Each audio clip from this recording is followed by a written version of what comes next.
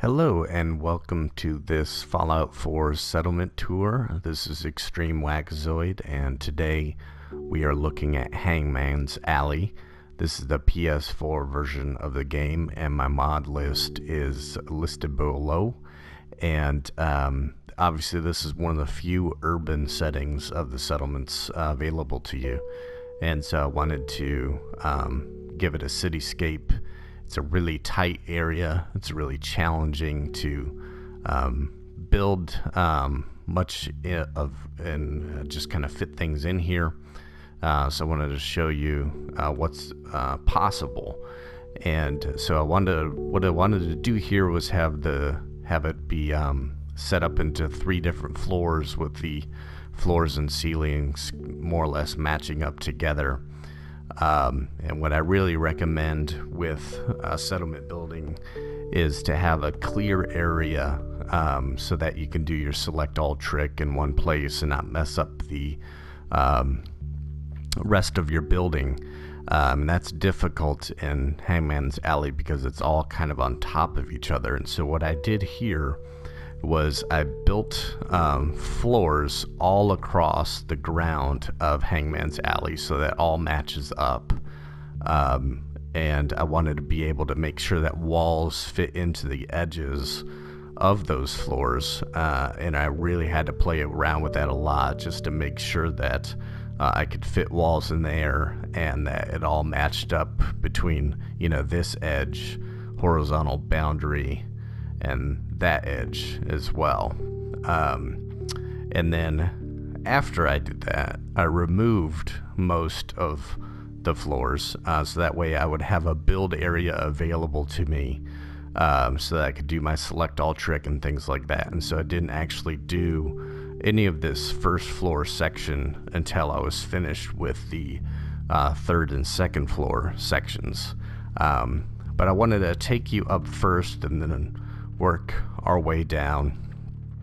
And so this third floor is where I have a number of vendors.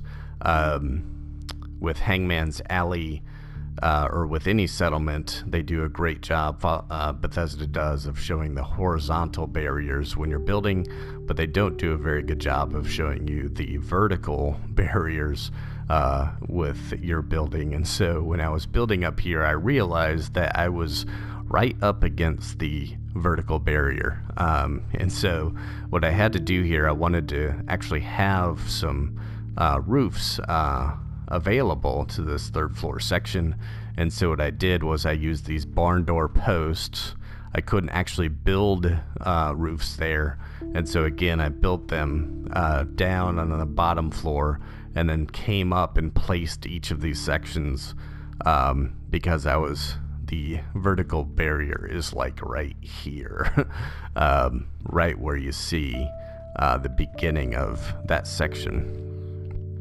And so up here is a general store, some neon lighting. You can kind of see what the rest of the structure looks like from up above here. I do these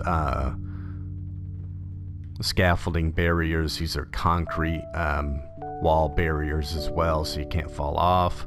Or more importantly, your settlers don't fall off. Here's a clothing vendor. Each of these settlers are all wearing the same outfit. They're all wearing ballistic weave to keep them protected. And with the clinic, I like to give them a lab coat, so it looks like they're a real doctor. This section here was probably the hardest thing for me to build. To actually get some walls that went up together and to make it so that you could walk across this very small bridge and have some barriers there as well. So these are wire fences that I use, and warehouse columns as well. And so this is me coming down from the third floor down to the second floor. And I have a guard here that's placed out. Most attackers come from that direction. and these are minigun turrets. Over here is a dining room area with there's not a lot of seating. What I do with there's only about 7 or 8 settlers here, and I actually only use 7 or 8 settlers in just about every settlement I have, because I used to build a settlement so that I could fit as many people as possible, and I realized they ended up looking just ridiculous. And so this is just the amount of settlers that you would actually need. Some farmers and 4 vendors, and usually a provisioner and maybe a guard. I use a lot of these ceiling fans so that it makes you a little more comfortable. Here's the restaurant area, diner area, and I wanted it to look somewhat functional.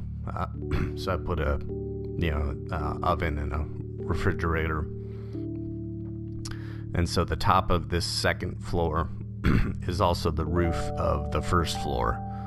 And so I have a little barrier to this door to get out. And this is the other part of the guard section, so that the guarding the entrances. There's a lot of different barriers being used here, and I wanted it to look really junky. And so you have the scaffolding walls and the wooden fence, picket fence walls, concrete walls for the first floor. And again, I did this first floor last. These are scaffolding supports. I put lighting underneath each of the stairways so they actually can see where you're going. It's obviously really cramped in Hangman's Alley, and there's not much you can do with that if you want to go completely minimalist. But I wanted these walkways to actually look like they were being supported, so there's these ball track supports to go across, so that way you can walk across the top of the first floor. And there's not much in any of these little hovels for my settlers, except for some beds.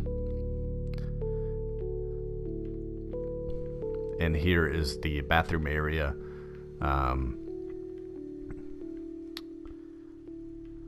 And all my settlers, like I mentioned, are wearing the same outfits.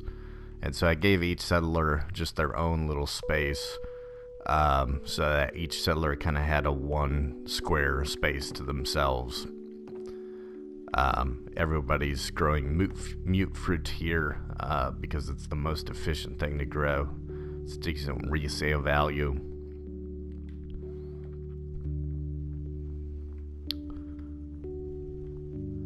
And out here is the entrance again. So again, thanks for watching.